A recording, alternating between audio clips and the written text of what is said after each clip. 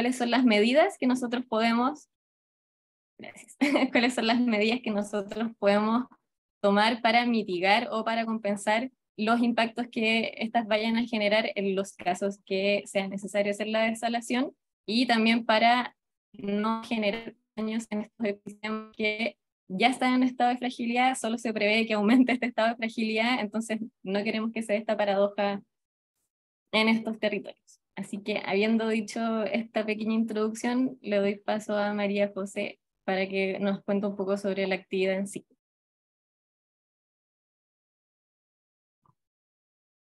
Bueno, entonces, ahora vamos a ver más o menos cómo opera una planta desaladora y cuáles son sus principales impactos socioambientales.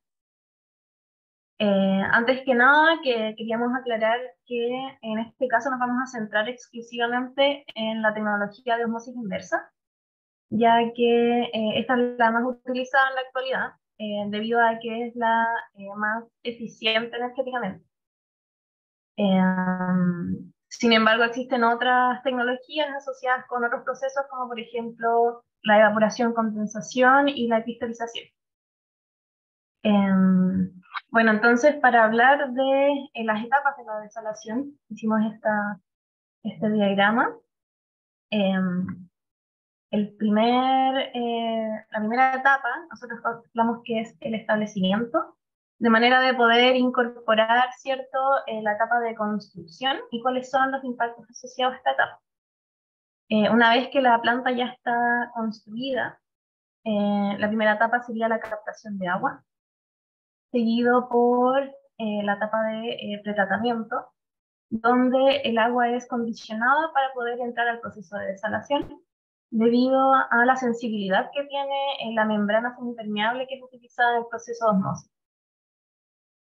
Una vez pasado por el proceso de osmosis, vamos a tener una especie de dos caudales, por así decirlo, que sería el agua de descarte o agua de rechazo, que estaría compuesta por la salmuera generada cuando se procesa, o sea, cuando el agua pasa por la membrana semipermeable, y también nuestro permeado, por así decirlo, que sería nuestra agua desalada. Bueno, las aguas de rechazo son descargadas por emisario hacia el mar, generalmente, mientras que nuestro permeado pasa por un proceso de post-tratamiento, donde es condicionado en función a cuáles son el destino final de estas aguas. Luego es almacenada y luego distribuida hacia su destino final. Bueno, acá abajo vemos la imagen de una planta desaladora que es de Aguas Antofagasta.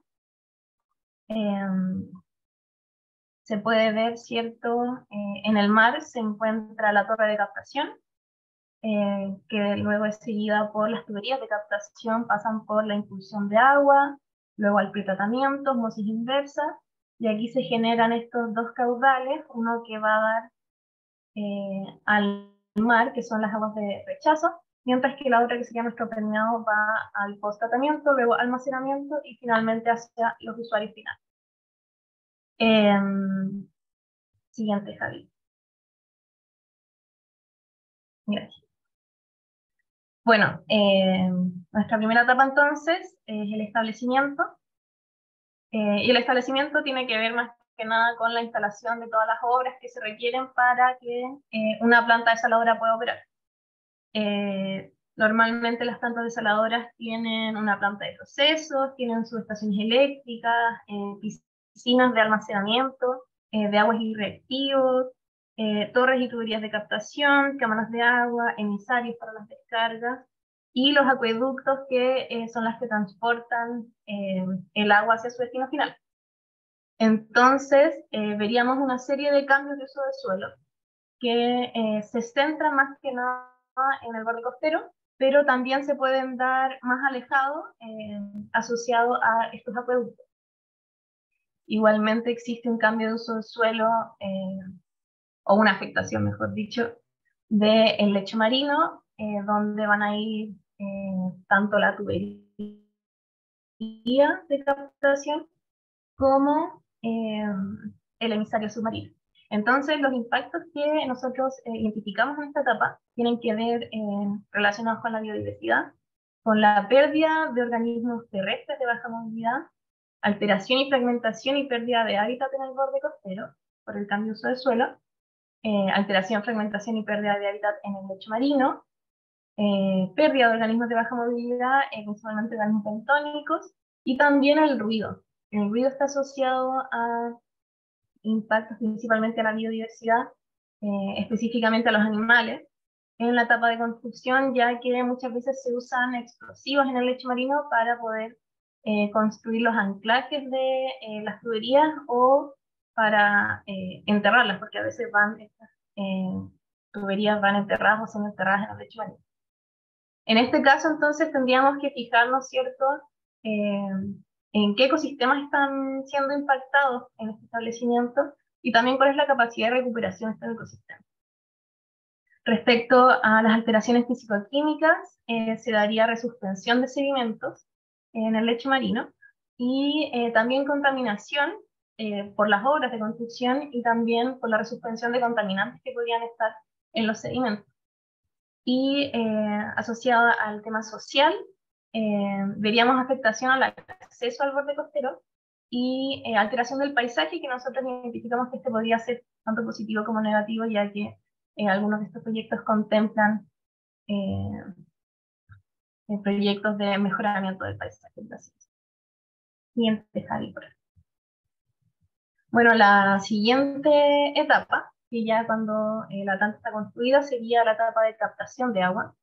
En esta etapa, normalmente los impactos asociados están relacionados con la succión y mortalidad de organismos pelágicos y el atrapamiento de organismos de mayor tamaño. En el diseño de las desaladoras actualmente se han ido incorporando ciertas mejoras, por así decirlo, que reducen este tipo de impactos, como por ejemplo, ya las tuberías no succionan directamente, sino que terminan en una torre de captación, y esta torre de captación tiene rejillas para evitar el ingreso de animales, para evitar la succión se ha reducido la velocidad de succión, recomendándose que esta sea entre 0,1 y 0,2 metros por segundo.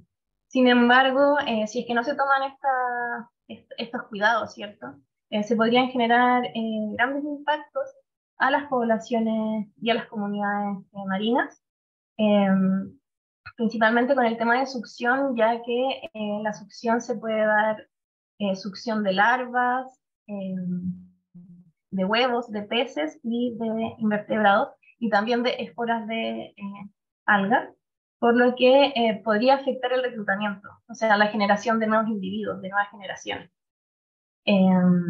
Para evitar o reducir esto, en realidad, la EPA, por ejemplo, recomienda que estas tomas de succión sean alejadas de la costa al menos 120 metros.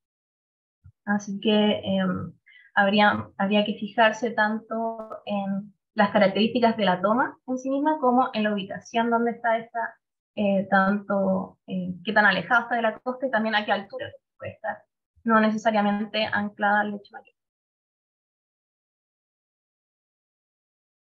Bueno, las siguientes etapas entonces sería el pretratamiento, el proceso de desalación y el posttratamiento. El pretratamiento, como les había mencionado, es un paso que se requiere para condicionar el agua, o sea, para eliminar ciertas impurezas que podrían dañar a la membrana semipermeable y con esto afectar la eficiencia del proceso. La membrana es súper sensible a incrustaciones, ensuciamiento y corrosión, por lo que el agua, antes de llegar a la membrana semipermeable, pasa por ciertos procesos físicos y químicos que eliminan estas impurezas y que muchas veces contienen biocidas, detergentes, ácidos y disolventes. Luego del proceso de tratamiento pasa por el proceso de desalación. De manera muy rápida, la osmosis inversa funciona un poco como la osmosis directa, que es un proceso que se da naturalmente cuando hay dos soluciones que están divididas por una membrana semipermeable. Cuando esto sucede, naturalmente lo que pasa es que el solvente se dirige hacia donde hay una mayor concentración de soluto, cosa de igualar las concentraciones de ambas soluciones.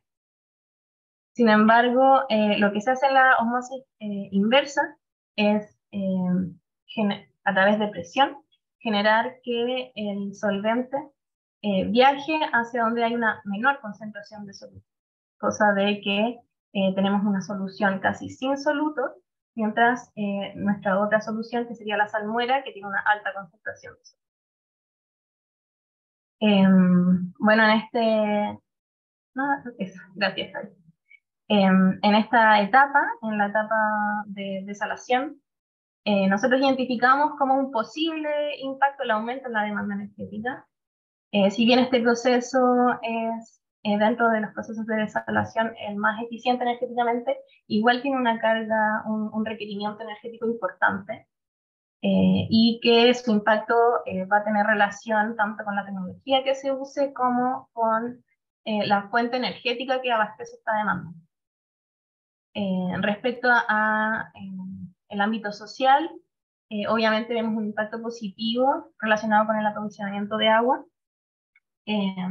principalmente con la calidad del agua, por ejemplo, en el caso de Antofagasta, que se ha logrado solucionar el tema de la contaminación por arsénico en la población, por estar consumiendo agua potable con altas concentraciones de arsénico, y también el tema de ¿cómo se llama? Que tenemos un servicio mucho más constante. También identificamos el impacto relacionado con el ruido, ya que bueno, las bombas de impulsión, los sistemas de recuperación de energía que tienen las turbinas, todo eso, genera un ruido importante que puede llegar a generar impactos en las poblaciones cercanas y también en la fauna. Inequidad de beneficios sobre dónde se generan o dónde se instalan estas plantas y dónde finalmente se utiliza el agua desalada. Y respecto a la salud, bueno, obviamente hay un impacto positivo por lo que les contaba sobre Antofagasta. Sin embargo, también existen ciertas interrogantes sobre, por ejemplo, de qué manera nos aportan los micronutrientes que existen en las aguas continentales y que no estarían en las aguas desaladas. Siendo uno de los nutrientes más observados el calcio y el magnesio. Incluso se han hecho estudios, por ejemplo, de poblaciones en Israel que consumen, el 100% del agua que consumen es agua desalada, y se ha visto una reducción importante en el magnesio sérico en la población. Aunque no se han visto como impactos en la salud directamente, se ha registrado esta reducción de este nutriente en el cuerpo de la población.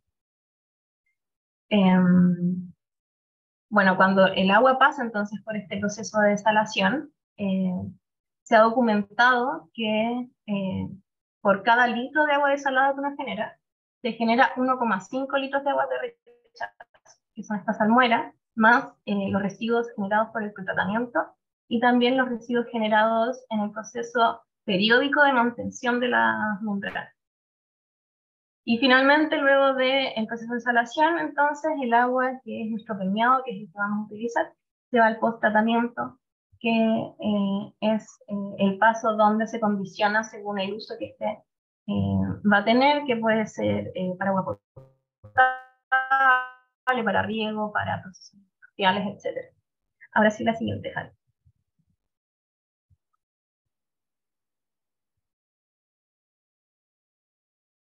Bueno, entonces, el agua que no es nuestro permeado, ¿cierto? Que contiene los residuos de este proceso, que son las aguas de rechazo, son devueltas al mar normalmente a través de emisarios submarinos. Al igual que en el proceso de captación de agua, existen ciertas mejoras en los procesos que han permitido disminuir los impactos, como por ejemplo el uso de difusores, que son estos que se observan en la figura, donde se ve que están distanciados y es por donde se va liberando de a poco el agua de rechazo, cosa de acelerar el proceso de dilución. Igualmente se piensa que a medida que se aleja de la costa existe un menor impacto a las comunidades biológicas, por el tema de que mientras más alejado de la plataforma continental había una menor abundancia de organismos. Igualmente, en la literatura comparada nosotros podemos ver impactos asociados a estos residuos. Por ejemplo, respecto a la biodiversidad, se ha documentado toxicidad en el fito y en el zooplancton. Esto quiere decir un aumento en la mortalidad, perdón, una inhibición del crecimiento y una reducción de la respiración celular.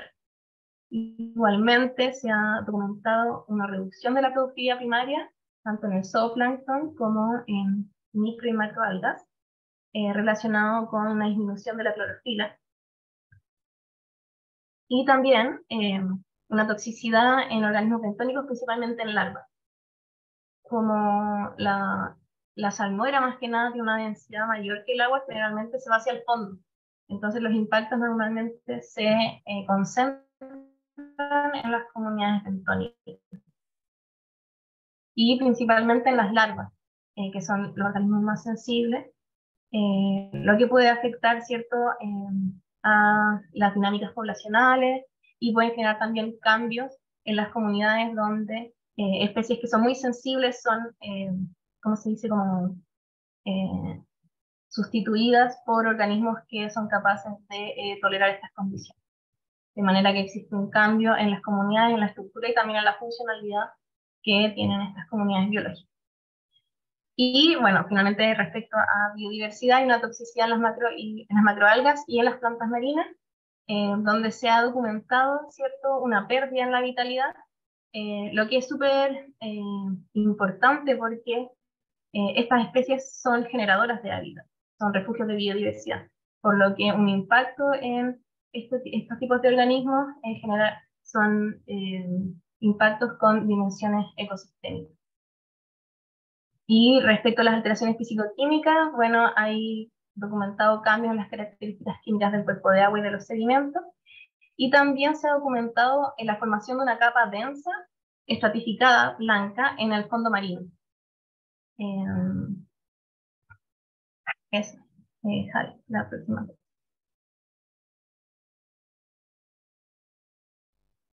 Abrimos.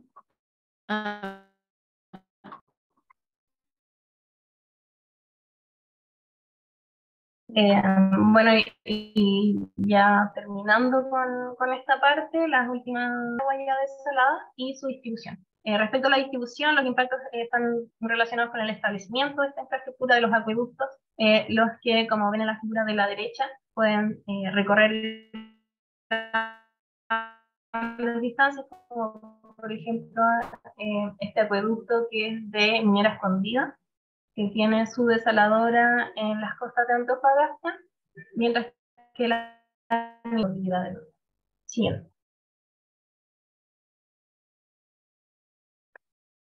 Bueno, y eso sería entonces esta sección que era relacionada con cómo opera la planta desaladora, cuáles son sus principales impactos. No sé si hay alguna pregunta asociada a esto.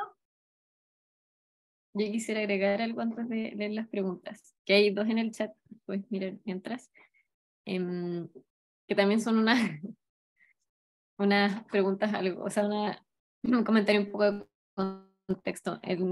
Hace unos meses publicamos un estudio sobre las desaladoras y en ese estudio tomamos el caso de Antofagasta como caso de estudio y ahí ingresamos a las evaluaciones ambientales de los proyectos de desalación que en algunos casos estaban asociados a mineras, generación de energía, y pudimos constatar que de todos estos impactos que mencionó María José, se estudian solo algunos, y como son declaraciones de impacto ambiental, en general lo que ocurre es que el titular dice, bueno, en realidad puede que genere esto.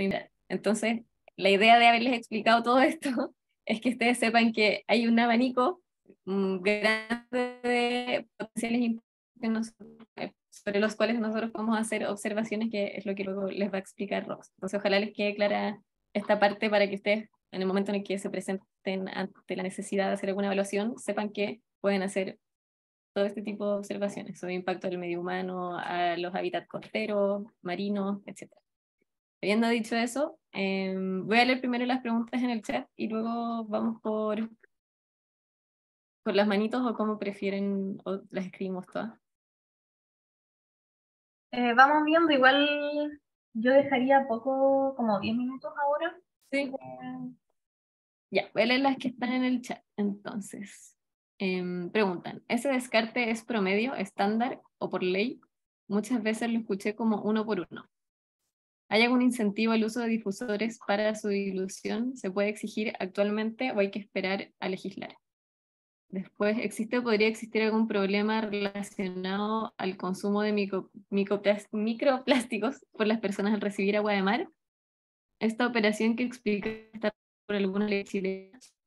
¿Habrá algún estudio de ruido ambiental y cuánto impacta al medio ambiente como el sur? ¿Dónde podemos encontrar ese estudio? En la página de ONG FIMA. ¿Cuál es la magnitud del daño que puede generar la salmuera de vuelta al mar? Ya. Bueno, sobre la primera pregunta, que mencionaban esto del descarte, si es que es promedio o estándar, este dato lo sacamos de un estudio que hizo las Naciones Unidas, donde menciona, me imagino que debe ser promedio, pero igual nosotros en nuestro estudio que hablaba la Connie de Antofagasta, revisamos los proyectos de Antofagasta y muchas veces se daba súper bien esta relación de 1 por 1,5. Respecto a los incentivos al uso de difusores para la dilución del agua de descarte, en realidad son tecnologías que, si bien no hay un incentivo, se han ido eh, usando cada vez más y, bueno, como cada vez también hay más ojos sobre los impactos que estas tecnologías podrían utilizar, o sea, generar en el ambiente, yo creo que es su manera de decir, no van a haber impactos porque vamos a usar difusores. ¿Sí?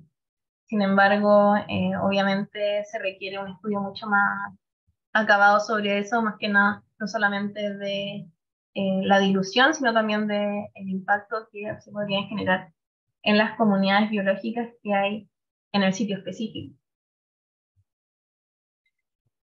Sobre el consumo de microplásticos, bueno, el proceso de osmosis inversa, me imagino, en realidad no estoy segura, pero debería eliminar las partículas no disueltas en el agua.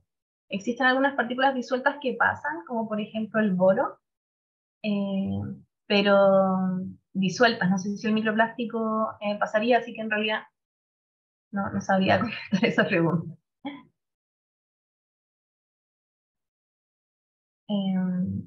Actualmente no hay una especie de ley que rija la operación de las desaladoras.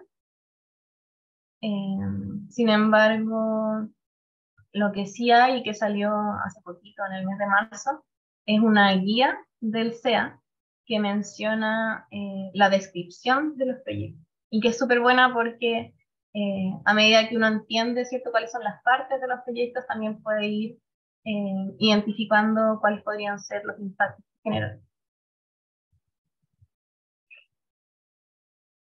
Sobre el estudio de ruido, nosotros nos basamos en literatura comparada, o sea, de otros países, y estas están disponibles en el estudio que nosotros hicimos en Antofagasta, en el anexo 2, creo, está toda la bibliografía bien ordenadita. No sé si lo dejamos hasta acá o seguimos. 6 minutitos para que sean los 10. Ya. Muy eficiente la contestada. Bueno, sobre cuál es la magnitud del daño que puede generar la salmuera, eso en realidad está es muy dependiente de cuál es la tecnología que se utiliza en el proceso de desalación, también cuáles son las características tanto del medio físico como del medio biológico. Por ejemplo, nosotros vimos un estudio que, si bien decía que como la salmuera tiene una mayor densidad, generalmente baja y llega hacia las comunidades bentónicas, impactando de manera importante, principalmente en las comunidades que están en la vecindad de la descarga. A veces está la existencia de termoclinas que hacen que esta salmuera no llegue al fondo marino, sino que se mantenga como en esta división de temperaturas que hay en las capas de agua. Así que es muy dependiente de cómo son las corrientes, las temperaturas, cómo es el fondo marino, ¿cierto? Si es que hay relieves, inclinaciones también, esto también puede afectar a la concentración de la salmuera en el fondo. Y también cuál es el nivel de sensibilidad de las comunidades, porque no todos los organismos ni todas las comunidades tienen la misma sensibilidad.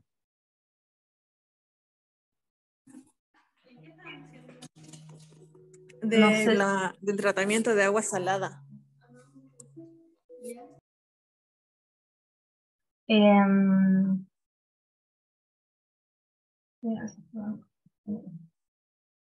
No sé si hay alguna otra pregunta. Quedaban algunas, ¿las leo? Quise tener pasado mientras que estaba contestando. Ya. La última que contestaste fue la magnitud de los daños. Pregunta Jorge, ¿dónde encontrar fuentes de nivel marino en las distintas localidades?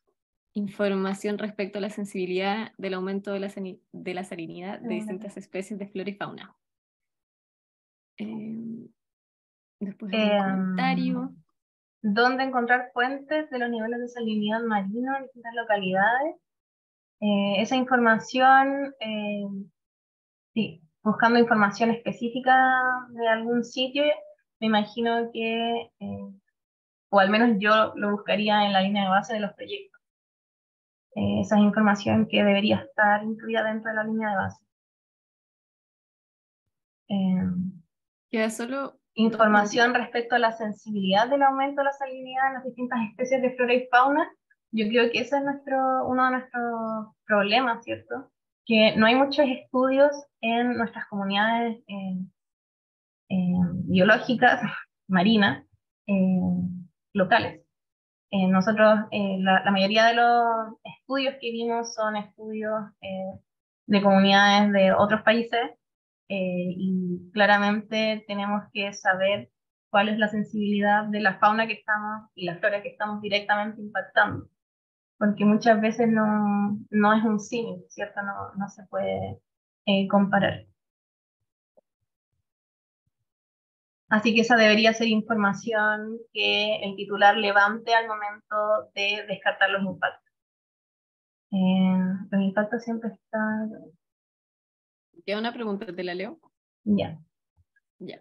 Bueno, eran dos. ¿Cuál es la distancia existente entre la captación de agua y las descargas del agua de rechazo? ¿Cuántos kilómetros contamina a través de cambios químicos en el agua las descargas de agua de rechazo? Y lo otro es si conocemos usos alternativos de la salmuera, por ejemplo, tirar en carreteras y caminos fríos congelados.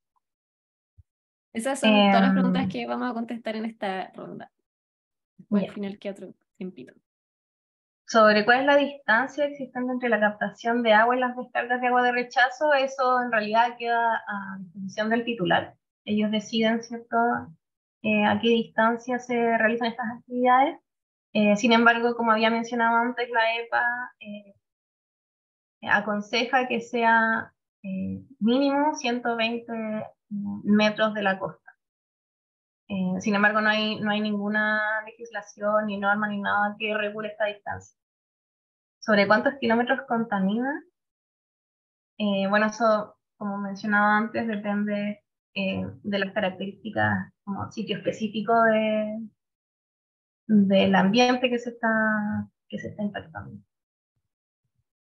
Sobre los usos alternativos de la salmuera, aquí podría estar mintiendo, pero creo que en las plantas termosolares se pueden utilizar como las sales que se calientan, pueden ser las de la salmuera. Y también se está estudiando el uso de la salmuera para la minería, en la extracción de ciertos minerales. Eso.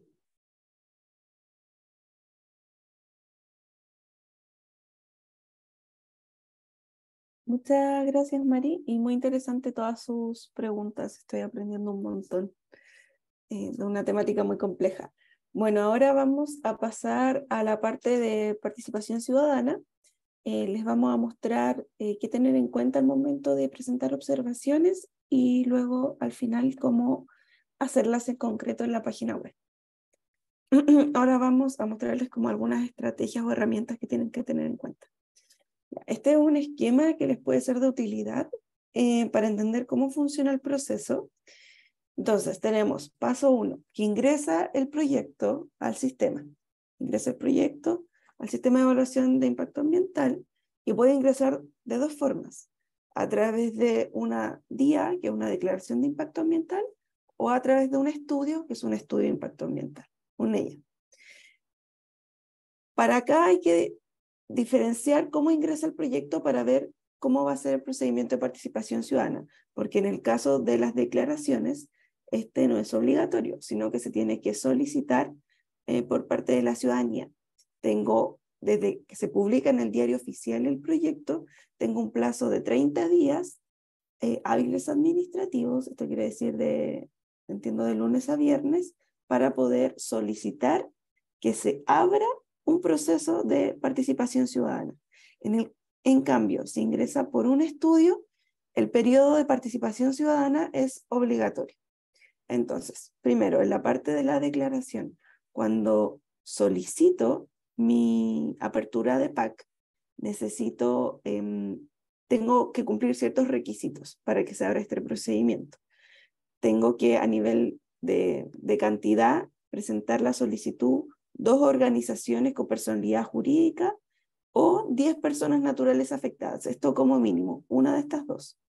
Se suele decir que son personas que son afectadas, que fueran afectadas por el proyecto y que se encuentren próximas a este. Eso igual ha quedado un poco más amplio, pero esos son como los requisitos. Luego, si me dicen, ok, cumplió estos requisitos, se va a abrir un proceso de participación ciudadana, tengo 20 días hábiles para poder presentar mis observaciones. Luego Constanza le va a explicar cómo hacerlo. Y en el caso de los estudios, como es obligatorio el periodo, bueno, el plazo también es distinto para presentar observaciones. En este caso es de 60 días hábiles. Luego, ya presenté mis observaciones. Ahora, ¿qué ocurre con ellas? El servicio va a tener que responder obligatoriamente a todas mis observaciones, a cada una de ellas, aunque sean un montón, y esto se va a ver la respuesta en la adenda y luego en la resolución de calificación ambiental, en la RCA. También van a encontrar antes un informe que recopila todas las observaciones presentadas dentro del procedimiento. Luego, si no, esto es muy importante, deben responder a mi observación de manera fundada, no solamente como sí lo consideramos, sino que debe existir un fundamento a mi observación. Y en el caso en que estas observaciones no sean debidamente consideradas, yo tengo la opción como observante PAC, una herramienta que me brinda la institucionalidad ambiental, es un recurso especial para este tipo de casos, que es el recurso de reclamación cuando no se consideraron debidamente mis observaciones. Para esto tengo un plazo de 30 días. En este caso, ante el director ejecutivo cuando es por una declaración de impacto ambiental y el comité de ministros cuando es un estudio de impacto ambiental. Esto es solamente en la vía administrativa. Pero ¿qué pasa si no estoy conforme con la decisión del comité de ministros o el director ejecutivo? Puedo acudir, en este caso, a los tribunales ambientales, dependiendo en qué región se vaya a instalar el proyecto, porque tenemos 3 tribunales ambientales, en Antofagasta, en Santiago y en Valdivia.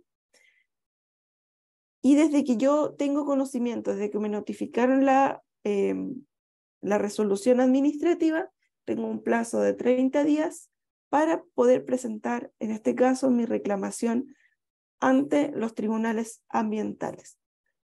¿Qué pasa si dentro del procedimiento de tribunales ambientales tampoco estoy de acuerdo con la decisión?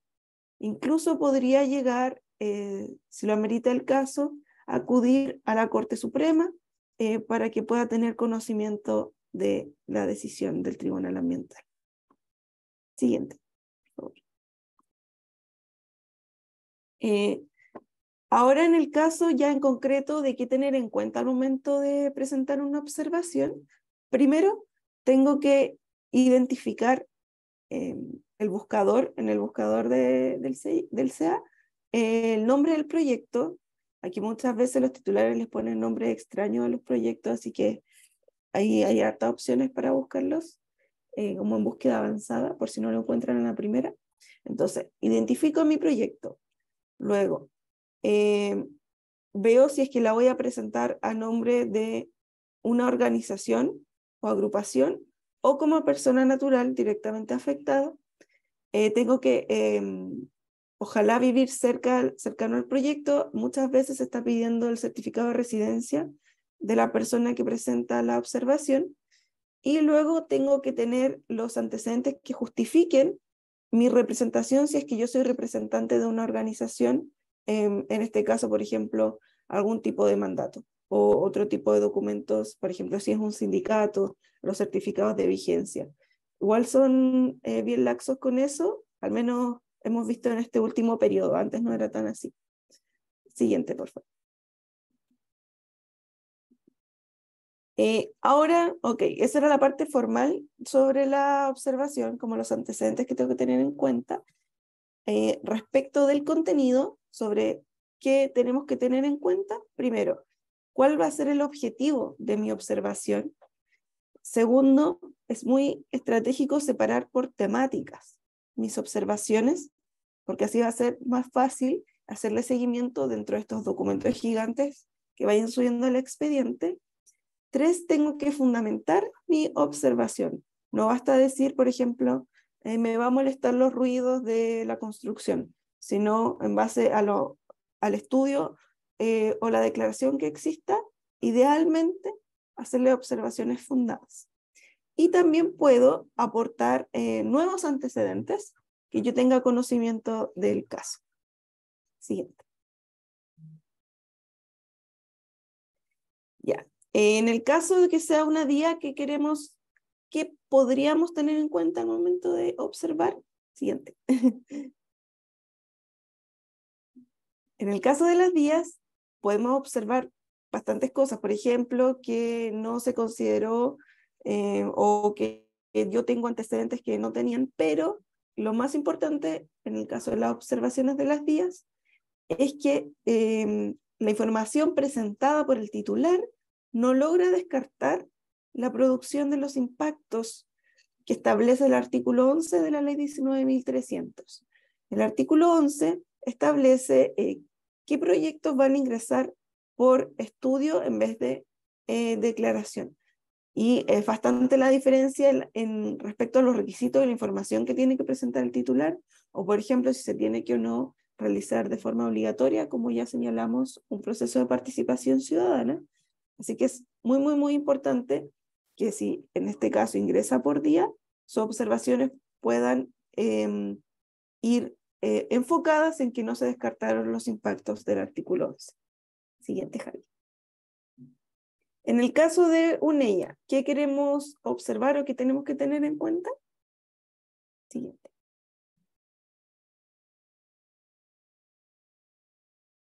Ahí sí. Que no se producen los impactos significativos, o sea, que se producen los impactos significativos, porque claro, están dentro del artículo 11, pero que estos no fueron debidamente identificados, mitigados o compensados.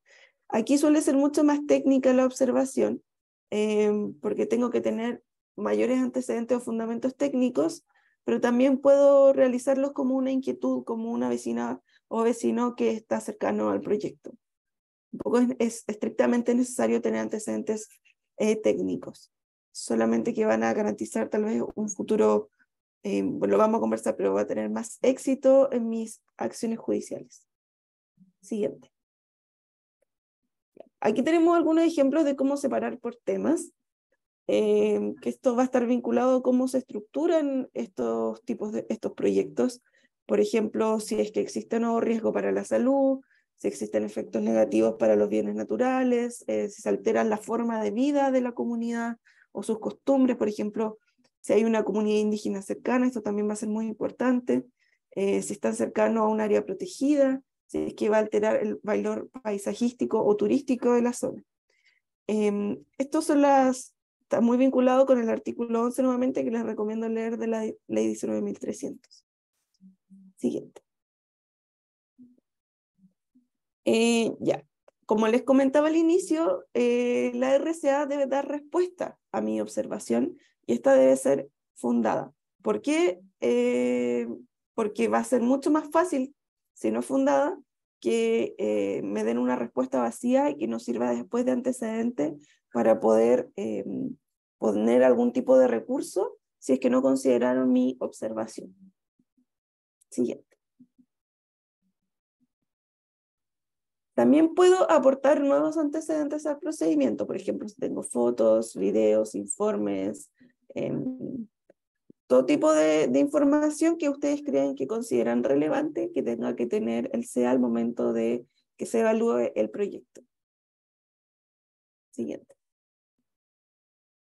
Es muy importante que la información, o sea, que la información que yo otorgue dentro de la observación esté fundada para poder luego tener mayor éxito, como les comentaba, éxito de alguna forma decirlo así, en las acciones tanto administrativas y judiciales que yo pueda interponer tanto como persona natural como con mi agrupación. Y que estas también tengan alguna concordancia. Por ejemplo, si yo me organizo con mi comunidad, la idea es que, no sé, este grupo se va a enfocar en esta temática o este grupo en esta otra temática, porque no sé, ellos están mucho más relacionados con temas de infancia o ellos con de biodiversidad.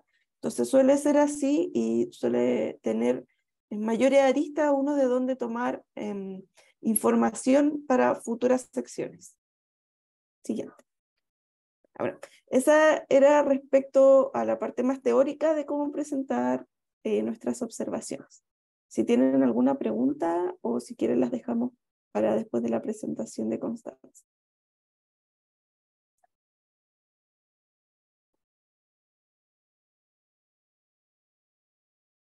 Ahí creo que hay unas preguntitas.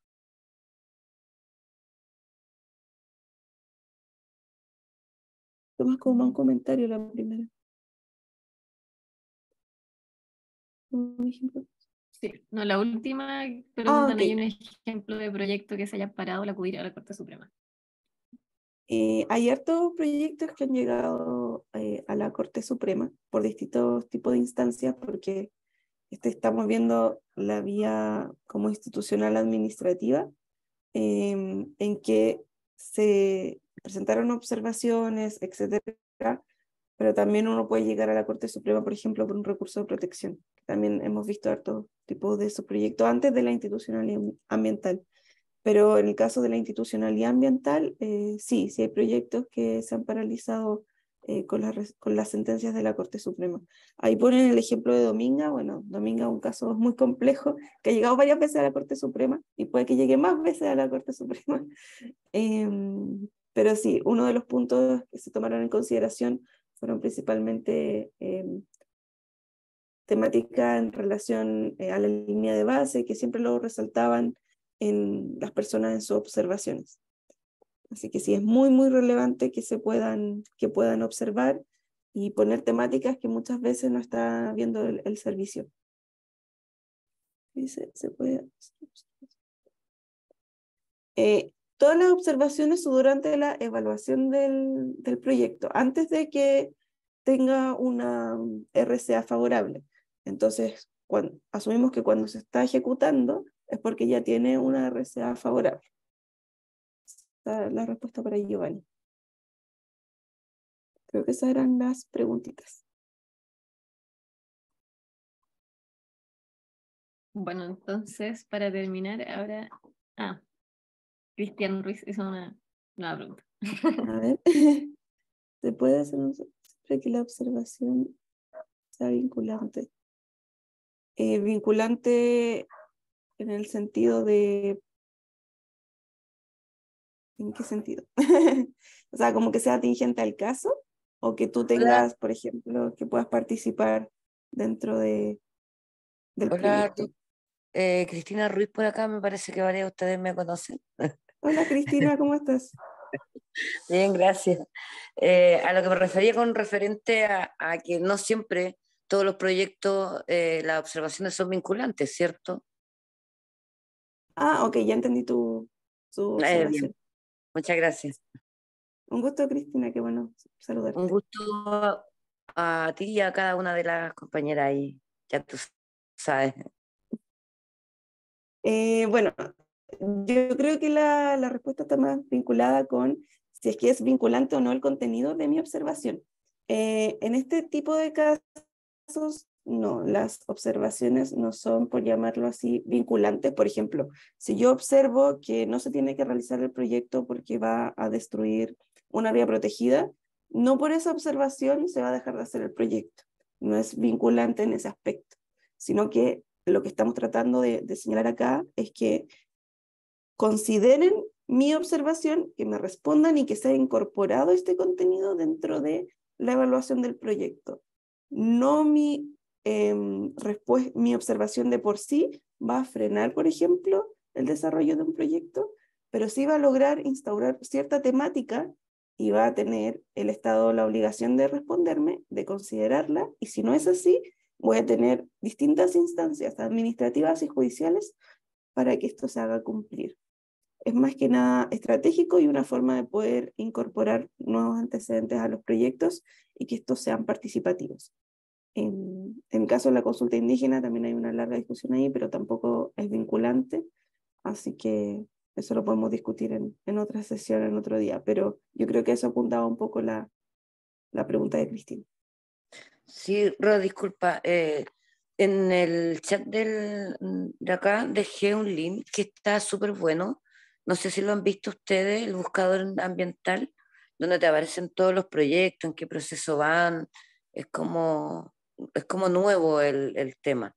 Y está bien interesante. Yo estoy estudiando el procedimientos ambientales legales medioambientales de la Católica. Y ahí la profe, que es la Fran de la Defensoría Ambiental, nos mandó ese link que está buenísimo porque tiene muy buena recepción por parte de todos nosotros. Muchas gracias, Cristina, está muy bueno el dato. Lo vamos a buscar. Muchas gracias. Rox, Queda una preguntita. sí, eso iba a decir. Y queda una pregunta de Constanza Maldonado, que dice, ¿sienta por día se puede pasar a estudio?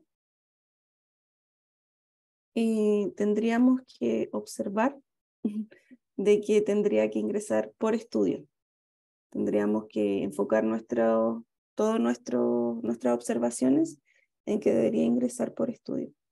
Muchas veces ingresan por declaración y ahí mismo SEA establece que tendrían que ingresar por estudio y desisten de los proyectos y los vuelven a ingresar por estudio. Pero la mayoría de las veces es la misma ciudadanía la que insiste en que el mecanismo de ingreso no fue el adecuado.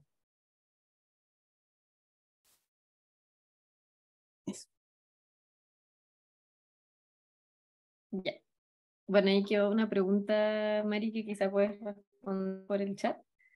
Y lo que viene ahora es muy cortito, pero para familiarizarlos un poco con la plataforma que el Servicio de Evaluación Ambiental ha decidido poner a disposición para hacer estas observaciones.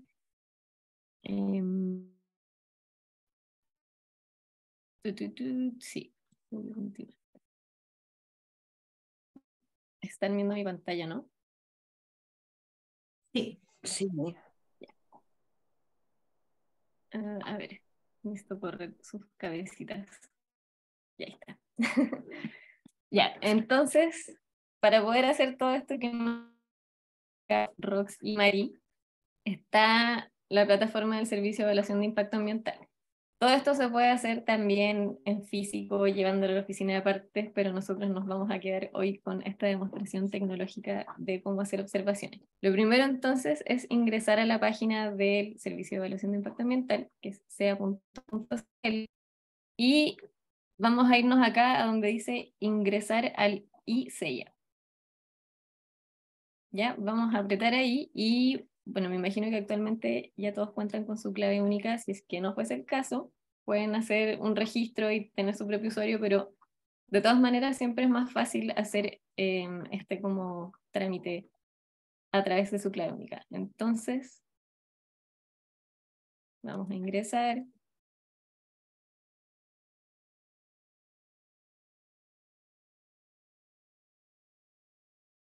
Nuestro usuario.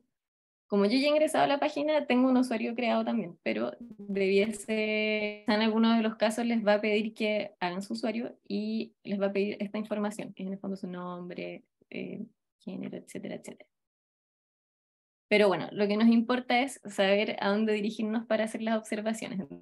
Entonces, estando en esta página inicial, debemos ir a búsqueda y la segunda pestañita nos muestra participación ciudadana. Y como les contaba Rox, tenemos distintas hipótesis. Uno es un listado de proyectos en los que, como están ingresando por declaración, yo puedo solicitar que se inicie la participación ciudadana, y en ese caso se va a abrir un formulario, que lo vamos a repasar muy rapidito.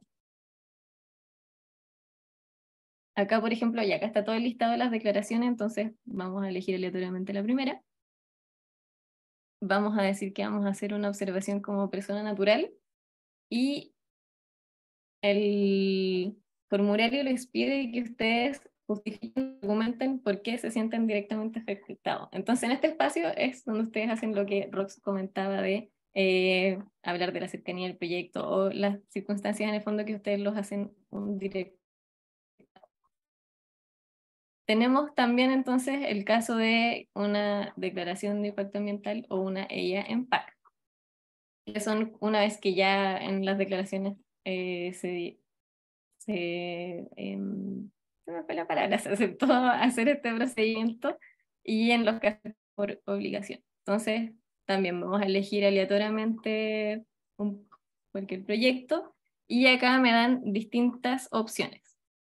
¿Qué es lo importante de estas opciones? Bueno, yo puedo hacer la observación como persona ciudadana natural. Acá está una opción un poquito más fácil, que es con la clave única. Y en el caso de las personas jurídicas, es importante que sepan que les van a pedir acreditar la representación de la persona, de la organización, institución, y para eso tenemos que tener todos nuestros papeles actualizados y presentarlos. Entonces, la recomendación es saber que esto toma tiempo y por lo tanto prepararse para ese momento y tener todos los papeles de acreditación de la vigencia de la persona jurídica y de los poderes y como toda la burocracia necesaria para acreditar que quien está haciendo la observación puede hacerlo en representación de esa persona jurídica.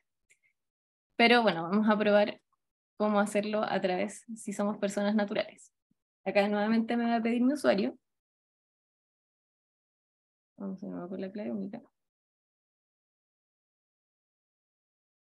Si se me va quedando algo en el tintero, Rox o Mari, pueden libremente hablar.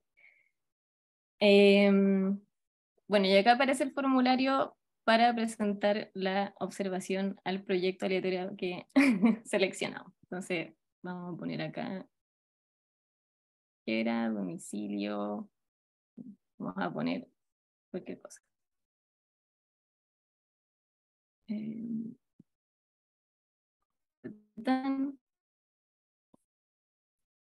Valdivia, ya, observación. Mi observación es, ¿de qué se trata el proyecto? Recolección y tratamiento de aguas servidas. Bueno, estas de mentira no las vamos a enviar, así que no importa.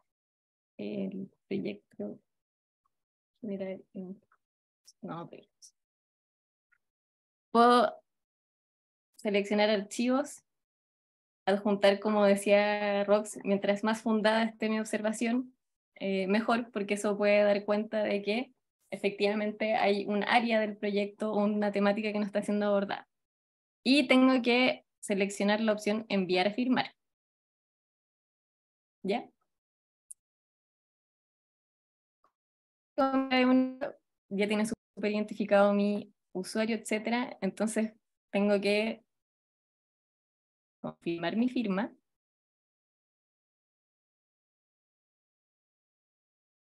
Que eso en el fondo es lo que...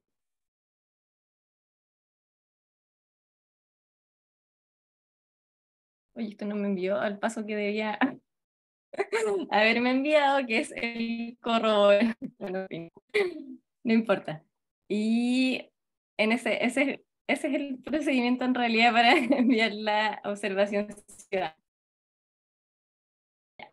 Podemos nosotros luego revisar que mi observación quedó ingresada en el proyecto. Como les comentaba también, Rox, hay dos documentos que yo tengo que revisar para ver cuál fue la respuesta a mi observación, que se llama la adenda. Ah, lo hice muy rápido. Bueno, ustedes ponen ahí en el buscador del SEIA el nombre del proyecto, ingresan al expediente. Se salió de mi usuario, no sé por qué me está esto, la página del SEIA.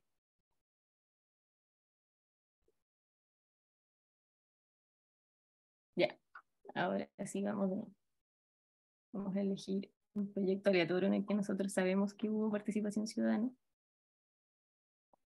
Y acá le aparecen, ya, pusimos nombre del proyecto, aparece un listado de proyectos, seleccionamos el que queremos revisar, y acá existen estas tres pestañitas. Nos vamos a la expediente de evaluación de impacto ambiental, y van a estar todos los antecedentes de la evaluación de nuestro proyecto seleccionado. Y dentro de la pestañita aparecen estas subpestañas, que es expediente de evaluación de impacto ambiental, participación ciudadana. Si yo apretara participación también, pero la adenda y la RCA, que son los documentos donde van a estar las respuestas, se ven en en expediente de evaluación ambiental. Entonces yo puedo poner acá adenda, ahí van a estar las respuestas, y al final la última resolución es también la resolución de calificación, la cual también la puedo ver cuando uno recién busca el proyecto. Ahí también aparece la RCA. Entonces ahí yo puedo ver si es que contestaron o no, o consideraron mis observaciones, y eventualmente ingresar a todo el sistema recursivo que les comentaba. Y eso sería, en realidad no es tan complejo hacer esto, pero es necesario que sepan que se puede hacer por acá. Y sobre todo lo de las personas jurídicas, nos interesaba también que supieran que hay que tener toda esa preparación, porque es muy importante en realidad acreditar la representación de las personas. Y Rox, ¿se me queda algo, Mari? No. Si presentan después un recurso, vieron que había una pestañita ahí de recursos, así que ahí le pueden hacer seguimiento e ingresarlo con su clave única.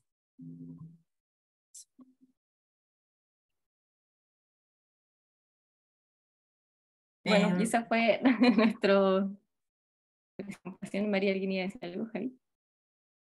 No, agradecerles a Constanza, María José y a la Rox por la presentación, también a la gran asistencia que hubo el día de hoy en el taller.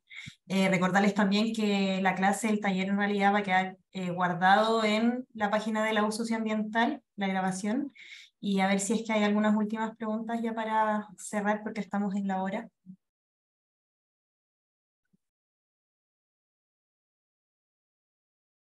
Hay una última en el chat, tal vez la podríamos responder y ya nos despedimos. Scarlett pregunta si es que existe alguna desaladora que utilice mecanismos para mitigar ruidos durante su funcionamiento, algunas tecnologías, silenciadores, cámaras, si es que es algo posible de esa manera. Bueno, personalmente yo no tengo conocimiento tan profundo de los proyectos que se han ido presentando, pero me imagino que existen tecnologías para poder mitigar ese tipo de impactos. Lo importante es que el titular evalúe correctamente el impacto, lo identifique, y en el caso de que sea un impacto significativo, proponga ciertas medidas de mitigación, reparación, compensación que se hagan cargo de.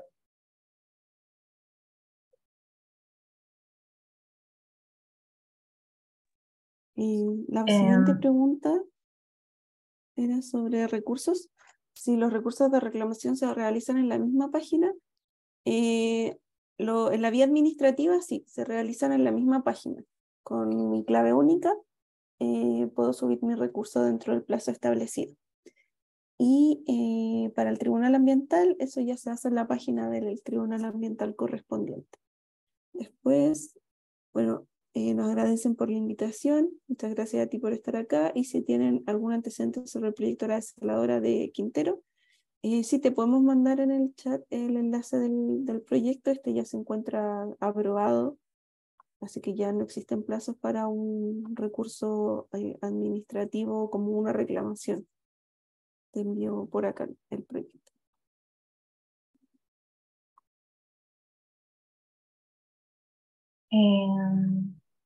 Había una persona con la mano levantada.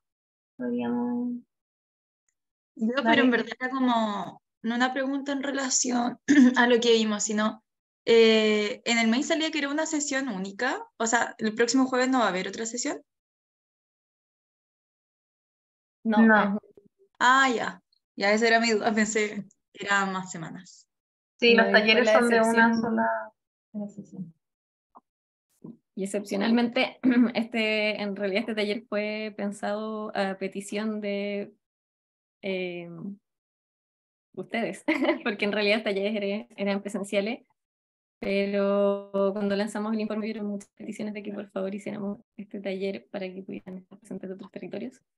Así es que es único y repetible, por ahora. Muchas gracias.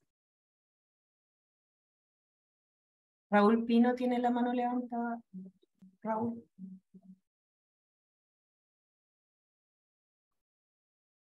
Hola, buenas. Oye, muy agradecido del taller, muy bueno, completo para respecto a esto. Y en verdad muy buena la exposición y todo. Cada una muy ordenadita. Quería consultar por un tema particular que siempre me causó duda, que era como el fraccionamiento de las desaladoras con los acueductos. ¿Por qué se pueden evaluar por separado si son totalmente dependientes? Entiendo que se puede apelar al fraccionamiento cuando se está intentando omitir una evaluación de impacto ambiental, pero en el caso, por ejemplo, de Concón, se hicieron las dos, pero por separado, pero entiendo que cada una no medía el impacto de la otra. Entonces, como que creo que ese tipo de fraccionamiento es terrible y no se está evaluando. Entonces, no sé si hay alguna forma de apelar, cualquier cosa, como que entiendo que en Concón ya se hizo y están todos aprobados y felices forrándose, pero ¿qué se podría hacer en futuros casos o algo así? A nivel, hola Raúl, ¿cómo estás? A nivel jurídico, tendría que ver en qué etapa se encuentra el proyecto.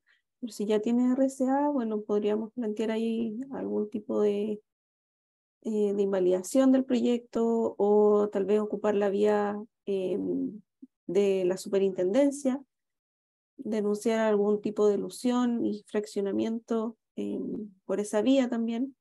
Tendría que evaluarlo en concreto antes de darte una respuesta más concreta, pero no está todo perdido muchas veces cuando se van estos plazos. Hay otras opciones un poco más complejas, pero se puede analizar.